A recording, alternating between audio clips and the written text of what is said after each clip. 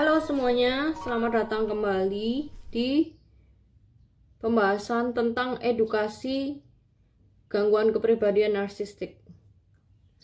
Di sini saya akan sedikit menjelaskan, mungkin untuk orang yang belum pernah mengalami, tidak tahu, atau bahkan yang juga sedang mengalami, kalian bisa menemukan ciri-cirinya dengan pertanyaan, apa yang dirasakan para korban NPD? Jika Anda belum tahu bahwa Anda itu korban, Anda bisa mengikuti video ini dari checklist apa yang Anda rasakan. Apa yang dirasakan pasangan seorang gangguan kepribadian narsistik atau gangguan kepribadian dalam klaster B, psikopat, sosiopat, NPD, histrionik, dan borderline. Yang pertama yang dirasakan adalah bingung. Jadi kalau kalian sudah mulai merasa bingung dalam menghadapi pasangan Anda, nah kalian boleh lanjut edukasi tentang gangguan kepribadian narsistik ini. Menurut Profesor Eleanor Greenberg, bahwa awal dari sebuah abuse adalah kebingungan. Karena sebuah hubungan yang sehat itu lebih mengandung kepastian, konsistensi, dan tentu tidak ada rasa bingung. Bingung yang dimaksud di dalam hal ini yaitu kalian bingung tentang perilaku pasangan kalian yang tidak konsisten. Oke. Yang kedua, kalian merasa walking on eggshells. Artinya kalian merasa selalu salah dalam setiap percekcokan atau perbedaan pendapat, dan yang kalian lakukan itu kalian merasa selalu kurang di mata pasangan kalian, dan ada efek blame shifting dari orang NPD ini yang membuat kalian merasa selalu di pihak yang salah, padahal hati kecil kalian merasa bahwa kalian tidak sepenuhnya salah, seperti itu. Kemudian yang ketiga, efeknya kalian akan merasa sedih. Dalam artian sedih ini tercampur aduk dengan rasa sakit dari perilaku abusif itu, tapi sedih karena tidak percaya bahwa orang yang kalian sangka-sangka selama ini sayang terhadap kalian, orang terdekat kalian, bagaimana bisa tega melakukan perilaku seperti itu yang sangat abusif dan manipulatif, walaupun kalian sendiri belum tahu bahwa yang kalian terima itu adalah toxic relationship atau perilaku abusif.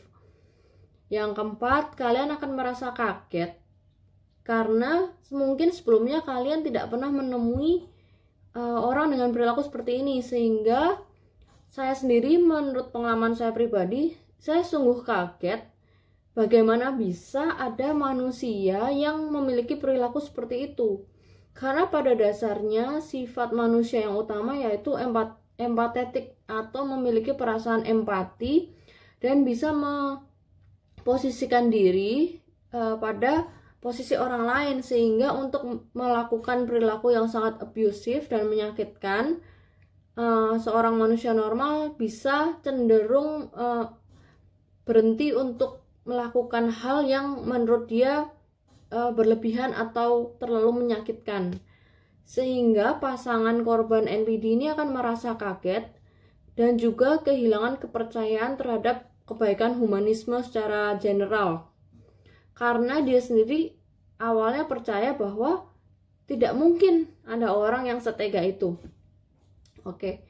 Kemudian nomor 5, ketika berada dalam perasaan walking on eggshell, sedih, kaget, bingung, maka untuk meredam perasaannya itu, dan karena ingin berdamai dan karena terlalu lelah untuk konstan drama dan juga terlalu lelah untuk berdebat, maka korban akan cenderung menjadi submisif dan terus berusaha untuk menuruti pasangannya yang NPD dan apa yang dia lakukan itu tidak akan pernah cukup, sehingga apa yang dilakukan, semua kebaikannya itu tidak sama sekali dihargai.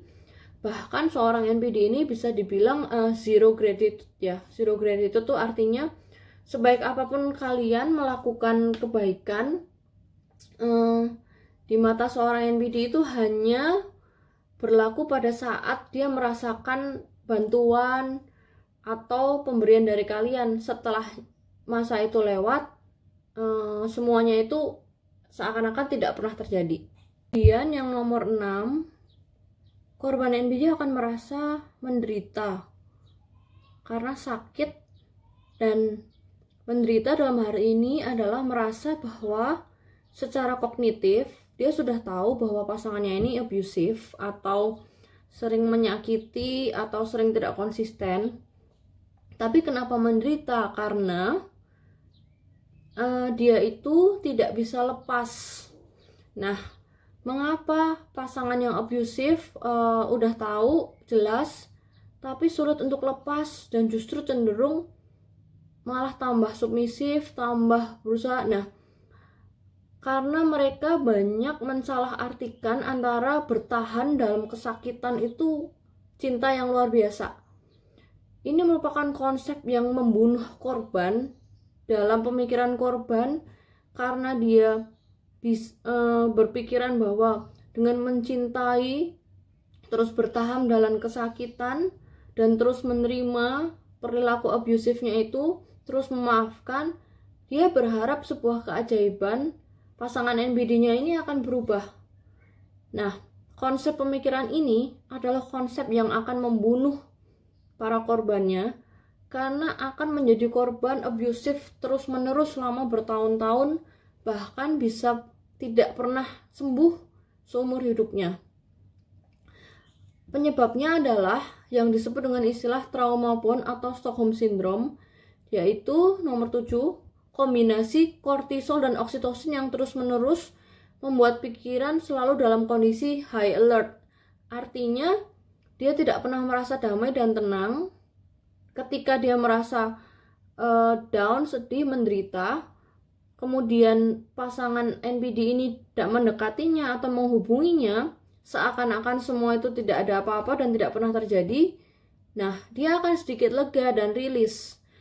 Ini yang menyebabkan trauma bond, sehingga ada chemical di dalam otak korban merasa bahwa abusernya sama dengan orang yang menyelamatkan dirinya, sehingga orang NPD ini berperan menjadi dua orang secara bersamaan, yaitu abuser atau orang yang memberikan penderitaan kepada korbannya, tapi seakan-akan juga berperilaku seperti penyelamatnya atau superhero-nya, sehingga ada sebuah dua peran bertolak belakang yang terus-menerus dimainkan oleh orang dengan gangguan kepribadian ini. Dan ini juga sering terjadi dalam kasus psikopat, sosiopat, borderline, histrionik. Hampir semuanya memainkan dua peran, yaitu sebagai abuser tapi juga berakting sebagai penyelamat, sehingga akan menciptakan sebuah penyakit yang disebut kondependensi, di mana korban lama-lama akan terus-menerus high alert dalam keadaan menderita. Kemudian nomor 8, setiap ada masalah akan merasa bahwa ini akhir dari hubungan itu. Sehingga ketika dia merasa ingin bertahan dan tidak punya nafas kehidupan lagi, dia akan cenderung mau memohon-mohon, merengek-rengek, dan bahkan tidak mau pisah dari abusernya ini, sehingga menjadi kontradiktif dalam pemikirannya, yaitu bagaimana bisa seseorang yang terus disakiti tapi tidak bisa lepas dari abusernya. Kemudian nomor 9, menyalahkan diri sendiri. Ini adalah efek dari blame shifting dan juga gaslighting yang terus-menerus dilakukan oleh orang NPD. Sepertinya kalian perlu menonton video yang berjudul Devil Toolkit. Di situ juga ada penjelasan perilaku tentang NPD secara menyeluruh, bagaimana sangat abusive dan manipulatif. Kemudian nomor 10, korban NPD akan merasa dirinya gila dan bisa melakukan hal-hal di luar batas, benar-benar gila. Dan nomor 11 yaitu dalam beberapa kasus tidak jarang korban NPD akan merasa hidupnya sudah tidak berharga, berpikiran untuk bunuh diri, dan bahkan beberapa kali mencoba untuk bunuh diri, dalam artian karena memang dia merasa tidak berharga, atau bisa juga sebagai bentuk mencari perhatian kepada pasangan abusernya itu, sehingga dia akan merasa dengan dia ingin bunuh diri, oh mungkin pasangannya akan kasihan sama dia, akan lebih nggak abusif lagi. Ini juga pemikiran yang akan tambah membunuh korbannya, karena pada dasarnya seorang NPD ini memiliki natural habitat yang berbeda total dan tidak bisa diterima dengan logika orang pada umumnya, sehingga apapun yang menjadi bentuk logika dari korbannya ini, oh misalkan dia terus-menerus menuruti, terus-menerus mencintainya walaupun disakiti terus-menerus, menunggu keajaiban bahwa pasangan NPD ini akan berubah dan akan menjadi normal, bisa saya bilang di sini tidak mungkin. Hanya bisa tahu secara kognitif tapi tidak secara perasaan, karena ada gangguan kelainan dalam struktur otak pengidap penyakit pada klaster B ini. Kemudian yang nomor 12, yang paling parah yaitu korban akan kehilangan dirinya sendiri. Dia akan lupa siapa dirinya sebelum dia bertemu dengan orang NPD ini.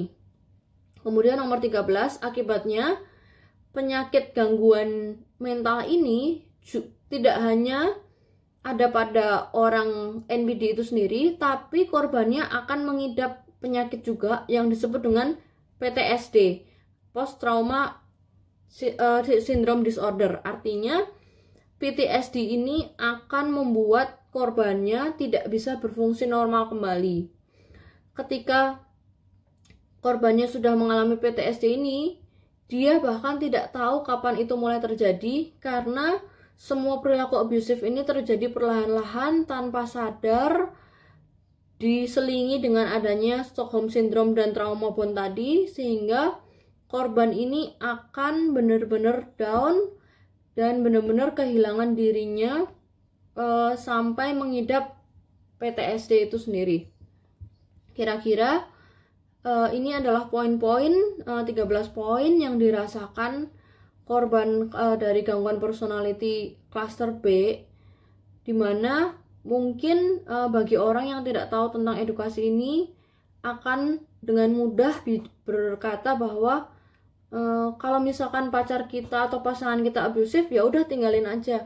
Tapi tidak semudah itu, karena ini merupakan sebuah penyakit baru yang disebut kodependensi atau PTSD, yang menyebabkan korbannya juga bisa mengalami penyakit jiwa dan juga bisa mengalami perubahan chemical dalam otaknya, sehingga secara medis dapat dikatakan penyakit ini tidak hanya berdampak pada kejiwaan, tapi ya juga pada physically, sehingga bisa berdampak sangat parah.